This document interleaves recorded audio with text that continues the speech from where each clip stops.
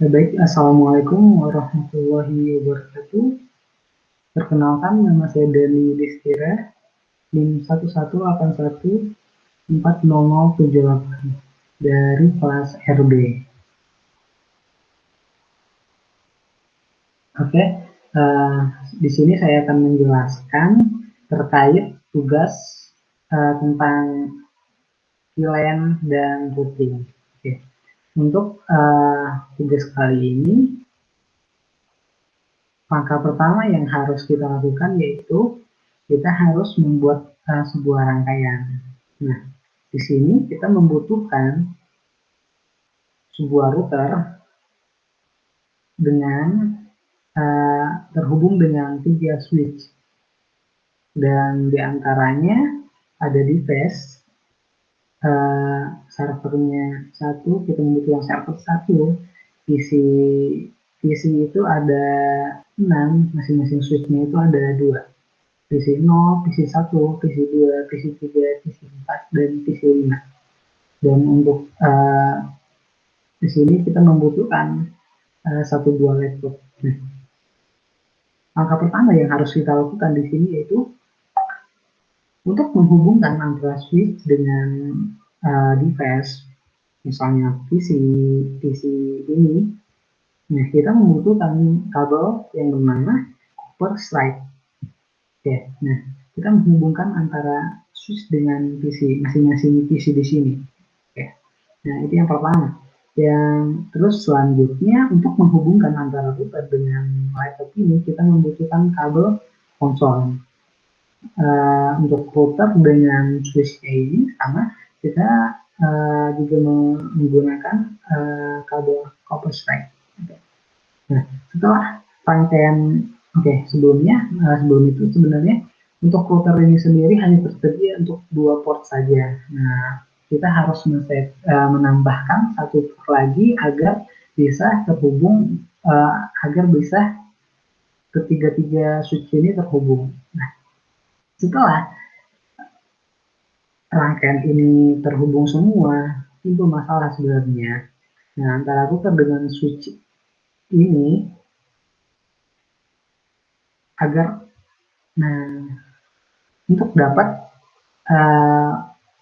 men-setting DHCP pada PC ini, kita harus melakukan konfigurasi pada server, yaitu dengan memilih server dengan cara service terus pilih DHCP. Nah, pada DHCP ini kita harus men-setting, kita harus mengkonfigurasi 3 server. Pertama di sini kita membutuhkan 3 server ya, switch 1, switch 2, switch dan switch 3. Oke, nah dengan mengkonfigurasinya dengan cara kita harus menyalakan dulu service-nya. Yang langkah pertama, pool name harus kita isi dulu dengan server pool, terus default gateway-nya default server pool yang pertama dengan default gateway 192.168.1.1, terus DNS servernya untuk server pertama dengan nama server pool ini, DNS servernya 192.168.1.2. Nah, selanjutnya untuk star IP address-nya untuk server yang pertama itu 192.168.1.0 dengan subnet mask 255.255.255.0 dan max usernya 215. Nah, untuk server yang kedua diberi nama server pool 2. Default gateway-nya 192.168.2.1. Nah, perbedaannya di sini kita hanya mengubah angka 2 dan angka 1 ini. Nah, selanjutnya untuk DNS servernya sama 192.168.1.2. Untuk start IP address-nya 192.168.2.5. Nah, kita mengubah antara angka 1 di sini dan angka 2. Nah, selanjutnya untuk subnet mask-nya sama dengan sebelumnya, kita menggunakan subnet mask sebelumnya dan usernya 251 itu adalah default yang dari awal sudah seperti itu. Nah, untuk server yang ketiga, di sini kita membutuhkan, di sini saya men-setting dengan 192.168.3.1 dan servernya 192.168.1.2. Nah, untuk star IP address-nya 192.168.3.5. Nah, perbedaannya di sini kita hanya mengubah angka 3 di sini 21 nah dirubutan. Nah, sedangkan untuk subnet masknya sama dengan sebelumnya. Di sini kita ketiga-tiganya menggunakan subnet mask yang sama dengan 255.255.255.0. Setelah kita men-setting di server di HTTP di servernya ini, kita lanjut dengan langkah selanjutnya, yaitu kita harus menghubungkan kabel switch dan puter ini. Nah, sebelum bisa seperti ini, dia itu tidak bisa terhubung, kabelnya ini berwarna merah. Nah, untuk melakukan hal tersebut, menyesuaikan masalah tersebut, kita men-setting pada laptop, terus selanjutnya desktop dan pilih terminal, terus klik OK. Nah, di sini kita melakukan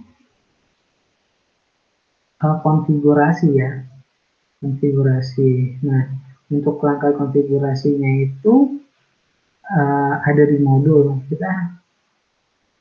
Nah, untuk maksudnya saya salah. Untuk setting itu kita pilih PC 0 ya, PC 0 ini untuk server yang pertama. Jadi kita pilih terminal, oke. Nah, di modul yaitu pada modul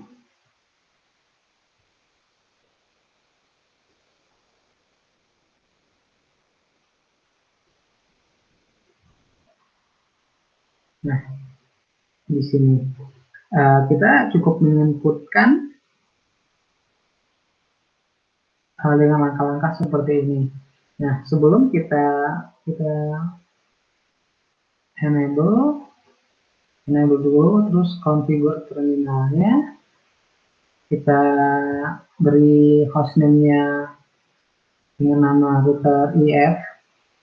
Sebenarnya saya sudah melakukan konfigurasi pada semua server ini. Di sini saya menjelaskan saja terkait apa yang setelah saya lakukan tadi.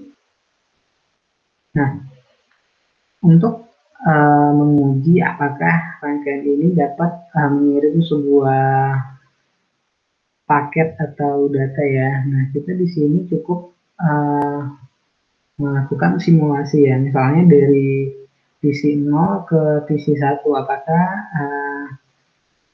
hal tersebut berhasil gitu ya. Nah, di sini terlihat bahwa saat mengirim data dari misalnya